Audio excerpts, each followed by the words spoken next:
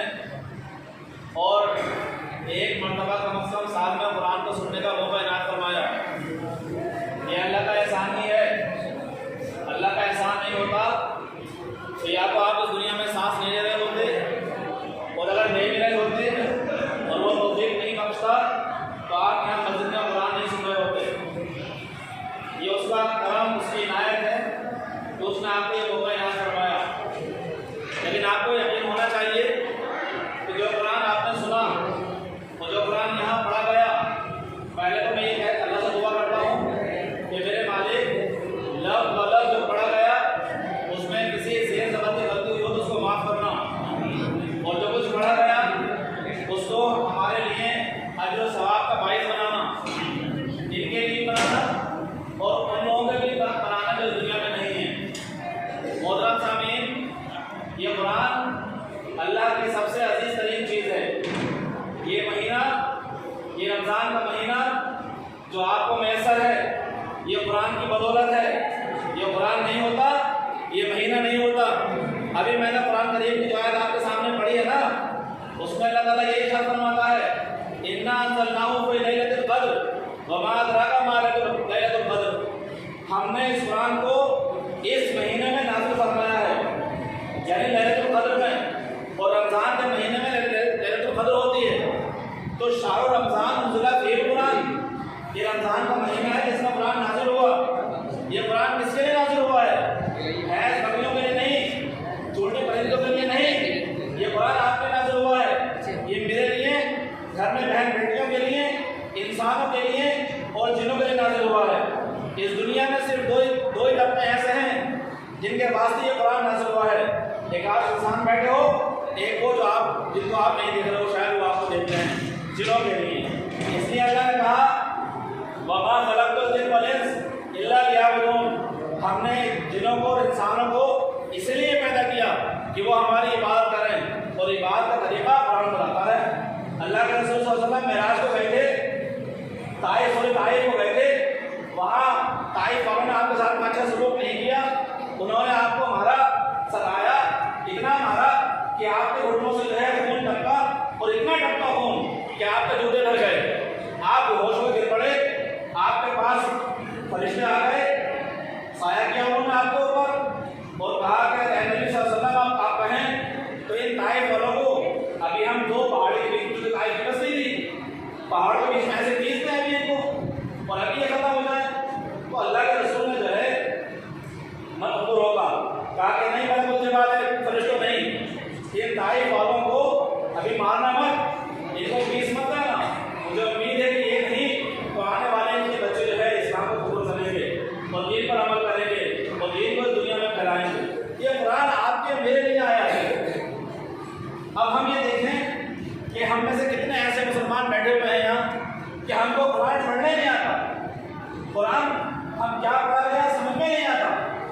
आप समझ सकते हो कि साहब यहाँ हिंदुस्तान का सबसे बड़ा आदमी तुम्हारे लिए कोई खत लिख के भेजे, और वो खत आप अपनी जेब में रख लो और उसे दिखाते फिरो, खत आया है, खत हिंदुस्तान के सबसे बड़े आदमी का खत है, वो समेटे फिरो, उसे खुशबू मुअत्तर करो, उसे हिंदुस्तान में लपेटो, और उसके अंदर क्या लिखा है ये तुमको खबर ही ना हो।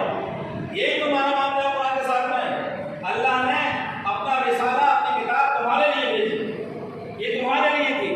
इस कुरान में क्या लिखा आपको नहीं मालूम, इस कुरान में क्या लिखा है।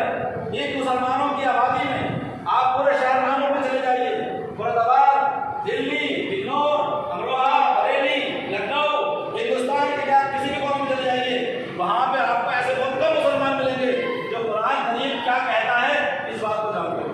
आप बैठे हुए हैं 100 आदमी, आप बताएं 100 आदमी से कितने लोग ये जानते हैं कि अभी जो कुरान पढ़ा गया उसमें अल्लाह ताला हमसे जो कह रहा है हम उसको समझते हैं। ये कुरान तो आपके लिए था ना, ये भैंसों के लिए नहीं था, कुत्तों के लिए नहीं था, ऊँटों के लिए नहीं था, ये हाथियों के लिए नहीं था, ये पहाड़ों के लिए नहीं है, पेड़ों के लिए नहीं है, ये तुम्हारे लिए। तुम्हारा अल्लाह तुमसे क्या कहना चाहता है आपने कभी समझ के दिया, समझने की कोशिश करी, अपने बच्चों को इस कुरान को समझने के ऊपर लगाया। मेरे भाइयों, मेरे बुजुर्गों, कुरान के आपके ऊपर 5 हक हैं। जैसे आप अगर वालिद हो तो आपके हक आपके बेटे हक हैं और वो हक आपको अदा करने हैं। हक अदा नहीं करेंगे पकड़े जाएंगे आप। इसलिए इस कुरान के हक है आपके ऊपर। कुरान के 5 हक बता रहा हूँ, आप किसी चीज़ के इंतजार में हैं। 5 बातें बता रहा हूँ कुरान की। इन बातों को अपने गृह में बांध लीजिए, अपने धातों से पकड़ लीजिए और इस पर अमल करने की कोशिश करना। कुरान का पहला हक है कि इसके ऊपर आप ईमान लेके आए। अब आप कहेंगे अरे ईमान तो आप लाए हुए हैं। आप ईमान लाए हुए हैं गैर शऊरी तौर से, शऊरी तौर से आपको पता ही नहीं है कुरान क्या किस चीज़ का नाम है। ये कुरान था जब तुम्हारे बुजुर्ग इस कुरान को अपने हाथ में लेके निकले तो उन्होंने रेगिस्तान फतेह कर लिए, उन्होंने अरब और अजम को फतेह कर लिया। दश्त तो दश्त हैं, दरिया में न छोड़े हमने, बहरे जुल्मात में दौड़ा दिए ढोड़े हमने। तो कुरान पे आपका ईमान होना चाहिए। क्या ईमान? कि ये किताब है अल्लाह की, ये किताब है अल्लाह की। अल्लाह ने मोहम्मद रसूलुल्लाह सल्लल्लाहु अलैहि वसल्लम पर ये किताब नाज़िल की है। 23 साल की मुद्दत में नाज़िल हुई है। एक एक हर्फ इसका सही है, एक एक लफ्ज़ इसका सही है। मोहम्मद रसूलुल्लाह सल्लल्लाहु अलैहि वसल्लम पर जो नाज़िल हुआ था ये वैसे का वैसे ही है, एक हर्फ भी नहीं बदला इसका। कोई इंसान नहीं कह सकता कि कुरान में तब्दीली हो गई। कुरान में तब्दीली नहीं हुई है। जो मोहम्मद रसूलुल्लाह पर नाज़िल हुआ वही आज हमने इमाम साहब ने यहाँ पढ़ा, हाफिज़ साहब ने वही याद किया। एक हरफ जिस दिन तब्दीली होगी, मेरी बात याद रखना, कुरान में जिस दिन तब्दीली होगी ये दुनिया ही नहीं होगी, ये दुनिया खत्म हो जाएगी। तो क़यामत की निशानियों में से एक निशानी ये है कि जब कुरान के हरफ उठा लिए जाएंगे, इसमें तब्दीली कर दी जाएगी तो अल्लाह ताला क़यामत को भेज देगा। इसलिए कि फिर इसके बाद इस दुनिया की अल्लाह को ज़रूरत नहीं होगी। तो कुरान पे ईमान। दूसरा, इसको पढ़ना। आप पढ़ें, आपके बच्चे पढ़ें, उसको अच्छे से पढ़ें। और कुरान पढ़ा जाता है कैसे? हदर के साथ, खुल्ले के साथ। मैं नमाज पढ़ रहा था, बच्चे शोर मचा रहे थे, क्या तमाशा बना रखा आपने कुरान का। कुरान की आवाज़ से अपनी आवाज़ को बुलंद ना करो कभी, ला तजहर कौल, अपनी बात बुलंद ना करो आप कभी भी।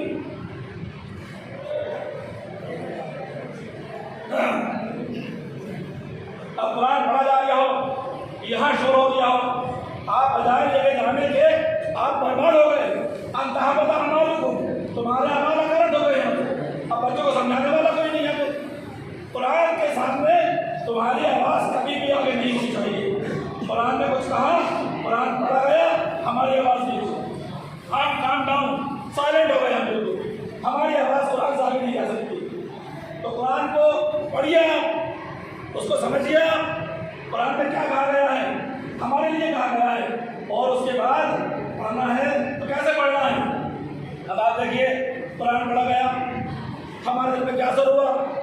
अल्लाह के रसूल फरमाते हैं सल्लल्लाहु अलैहि वसल्लम, अरे जब कुरान पढ़ो तो रो, तुम्हें तुम्हारे आंसू निकलने चाहिए, हम रोए। अल्लाह ने फरमाया हर इंसान के रोने में उसकी बात नहीं है, हर एक को आंसू नहीं आते हैं, तो कम से कम रोने की शक्ल बना लो, आवाज़ रोने वाली बना लो। कुरान को ऐसे पढ़ो कि तुम्हारा दिल रोए, तुम्हारा रोना खड़ा हो जाए। यह है कुरान को पढ़ना। तरन्नुम के साथ पढ़ो, अच्छी आवाज़ में पढ़ो, साफ साफ पढ़ो, तरतील के साथ पढ़ो, तमाम तजवीज़ के साथ पढ़ो, कवाइद के साथ पढ़ो। यह है पढ़ना इसका। इसके बाद इस कुरान के ऊपर अमल करो। ये कुरान हमारे लिए है, इस पर हमें अमल करना है, कुरान पे अमल करना है। जो कुछ पढ़ा हम कोशिश करेंगे इंशाअल्लाह कि कल से हम इस कुरान के ऊपर अमल करेंगे। हमने जो आयतें पढ़ी, जो सूरतें पढ़ी, अब तो मोबाइल आसान है ना, तुम बच नहीं सकते। अल्लाह ताला ने यहाँ लिखा होगा, अल्लाह ताला हमसे कुरान नहीं आता था, अरे अब तो मोबाइलों में हो गए, ऑडियो आ गई इसकी। अभी बटन दबाओ, पूरा कुरान सुनो, तर्जुमा सुनो, तफसीर सुनो, हदीस सुनो। आप बच नहीं सकते। अल्लाह ताला ने हम पढ़े लिखे नहीं थे। इतना तुम में से हर कोई जानता है कि मोबाइल में एक क्लिक किया और कुरान तुम्हारे सामने आ गया। अब काम तुम्हारा है तो उसको पढ़ना है, उसको समझना है, उस पर अमल करना है। और आखिरी बात, मेरी आवाज़ भी गई, आखिरी बात ये कि इस कुरान को लेके इस दुनिया पे छा जाओ। आप सोचिए कि अगर ये रमज़ान नहीं आता तो आपका क्या हाल होता। तुम में से कितने ऐसे हैं कि 12 महीने में से रमज़ान के अलावा कुरान पढ़ा, सुबह उठे, नहाए, चाय पी, काम पे गए, शाम को आए, भी खाना खाया, भी बच्चों में मस्त, फिर सुबह हुई, फिर शाम, फिर सुबह, फिर शाम, और ऐसे होते होते ये पूरा साल बीत जाता है। फिर रमजान आता है और हम सोचते हैं कि शायद अब हमारा कुछ बदलाव हो जाए। समझो आप, गौर करो आप, तुम्हारे लिए कुरान था, तुम्हें इसको फैलाना है और तुम ही कोरे बैठे हो। अल्लाह ताला आसमान से फरिश्ते नहीं भेजेगा कि फरिश्ते कुरान पढ़ाएंगे यहाँ से और जाकर उनको सुनाएंगे जो कुरान नहीं जानते। तुम्हारी और हमारी हालत तो बहुत ही बदतर हो चुकी है कि हम में से बताओ इसकी बैठे हैं कितने कुरान को पढ़ना जानते हैं, कितने कुरान का मतलब जानते हैं। हम 100 में से 90 निकाल दो, 90 लोग नहीं जानते हैं। पूरी जिंदगी हमारी खत्म होने पर। इसलिए जरूरी है कि इस कुरान को हम पढ़ें, इसको समझें, इसको दुनिया में पढ़ें। अल्हम्दुलिल्लाह NGTV, the voice of common people.